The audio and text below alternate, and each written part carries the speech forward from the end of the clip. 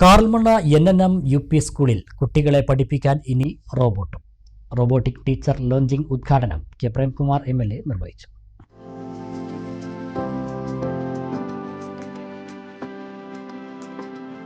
സ്കൂളിലെ പുതിയ ടീച്ചറെ കണ്ട വിദ്യാർത്ഥികൾ ആദ്യം ഒന്നമ്പരന്നു, പിന്നെ കൗതുകവും.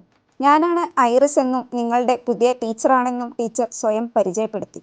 കാറൽമണ്ണ NNM UP സ്കൂളാണ് ഐറിസ് എന്ന റോബോട്ടിനെ വിദ്യാർത്ഥികൾക്ക് പരിചയപ്പെടുത്തിയത്.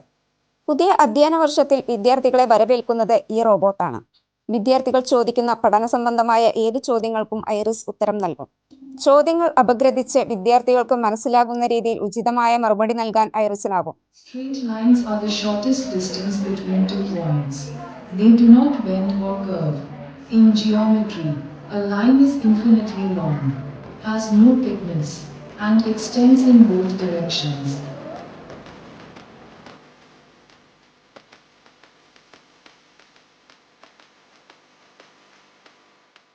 ഇതിനായി പ്രത്യേകം സജ്ജീകരിച്ച ക്ലാസ് മുറിയും വിദ്യാലയത്തിൽ ഒരുക്കിയിട്ടുണ്ട്.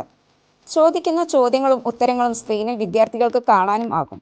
സംസാരത്തിനനുസരിച്ച് കൈകൾ ഇളക്കുവാനും തലയാട്ടുവാനും ഈ റോബോട്ടിന് കഴിയുമെന്നത് ആശയവിനിമയം കൂടുതൽ കാര്യക്ഷമമാക്കും.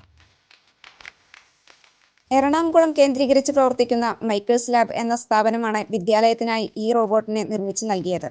കേരളത്തിൽ തന്നെ ആദ്യമായി അത്തരം ഒരു പദ്ധതി നടപ്പാക്കുന്ന എയ്ഡഡ് UP വിദ്യാലയമാണ് Karalmanna NNM UP school.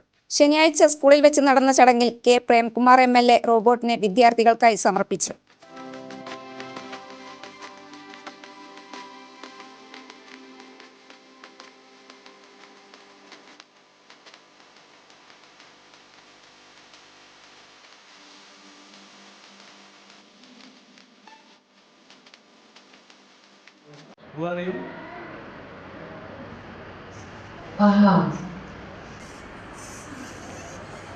I am Iris, a humanoid AI teacher robot developed by Maker Labs.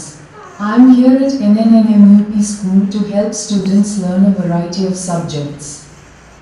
എല്ലാ കുട്ടികൾക്കും അധ്യാപകർക്കും പ്രയോജനപ്രദമാകുന്ന റോബോട്ടിക് ടീച്ചറുമായിട്ട് ആശയവിനിമയം നടത്തിയ ശേഷമാണ് വാക്കാലുള്ള ഉദ്ഘാടനത്തിന് ഇവിടെ എത്തിച്ചേർന്നിട്ടുള്ളത്.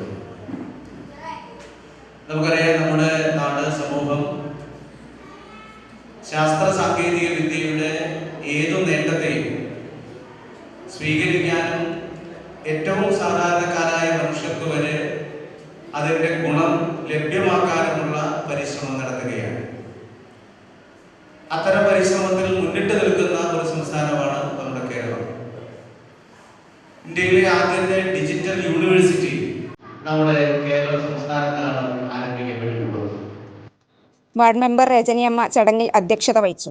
മറ്റു സാമൂഹിക രാഷ്ട്രീയ വിദ്യാഭ്യാസ രംഗത്തെ പ്രമുഖരും മാനേജ്മെന്റ് പ്രതിനിധികളും അധ്യാപകരും വിദ്യാർത്ഥികളും രക്ഷിതാക്കളും ചടങ്ങിൽ പങ്കെടുത്തു.